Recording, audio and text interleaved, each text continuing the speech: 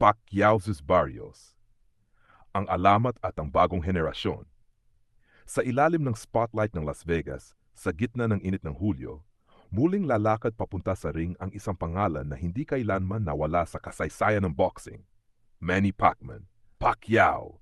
Hindi na ito ang batang boksingero mula sa Gensan na umaasang makalaban sa Japan.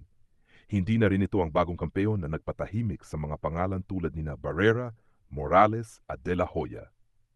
Ito na ang alamat, ang sagisag ng pusong Pilipino. Ngunit ngayong 2025 sa edad na 46, may panibagong hamon sa kanyang harapan. Isang batang leon na gustong manila ng hari, si Mario El Azteca Barrios. Isang Amerikanong-Meksikanong fighter, may taas, may lakas, at higit sa lahat may pangarap. Ang pangarap na maging hindi lang kampeon, kundi ang bagong pangalan ng welterweight division. Si Barrios ay hindi basta-basta. Siya'y dating WBA champ sa super lightweight. Malaki ang agwat ng edad nila ni Pacquiao. At sa mga mata ng marami, siya ang may bentahe, sa bilis, sa tibay, sa panahon. Pero may isang bagay na wala si Barrios, karanasan ng digmaan. Ito ang istorya ng dalawang magkaibang mundo.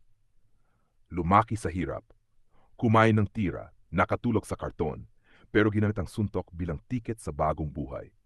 Lumaki sa modernong training, may access sa sports science at hawak ang suporta ng bagong henerasyon.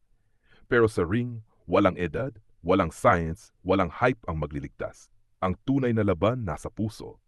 Sa mga linggong papalapit ang laban, makikita natin si Pacquiao na muling nag-iensayo. Hindi lang basta ensayo, ito'y parang throwback ng 2009. Muli mong makikita ang bilis ng kamao, ang footwork na tila sayaw, at ang mata ng mandirigmang may misyon. Muli, binuhay niya ang ingay, ang mga tambol sa Tondo, ang mga sigaw sa Cebu, ang pag-asa ng buong bayan. Samantala si Barrios, tahimik pero matatag. Hindi siya nambabastos, hindi siya nagmamaliit. Dahil alam niya, ang kanyang kalaban ay hindi lang basta boksingero. Isa itong buhay na alamat. Pero hindi siya atras, hindi siya lilihis. Sa isip ni Barrios, kung gusto kong maging tunay na hari, kailangan kong talunin ang alalamat. At sa araw ng laban, ang buong mundo'y titigil. Magsasama-samang bawat Pilipino, sa bahay, sa kanto, sa opisina, sa gym, lahat ay nakaabang. Isang tanong lang ang bumabalot sa lahat. May natitira pa ba kay Pacquiao? At habang bumubukas ang pinto ng kanyang dressing room, habang pinapatugtog ang kanyang entrance song, habang humahakbang siya papunta sa ring, alam ng lahat, hindi lang ito laban para sa sinturon. Ito'y laban para sa pangalan, para sa alaala, para sa Pilipinas. July 20 to Barrios.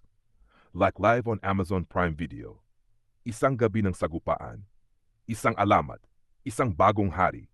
Isang kasaysayang muling isusulat sa dugo, pawis at puso. Sino ang mananaig? Ang kahapon na hindi pa tapos? O ang bukas na gustong magsimula?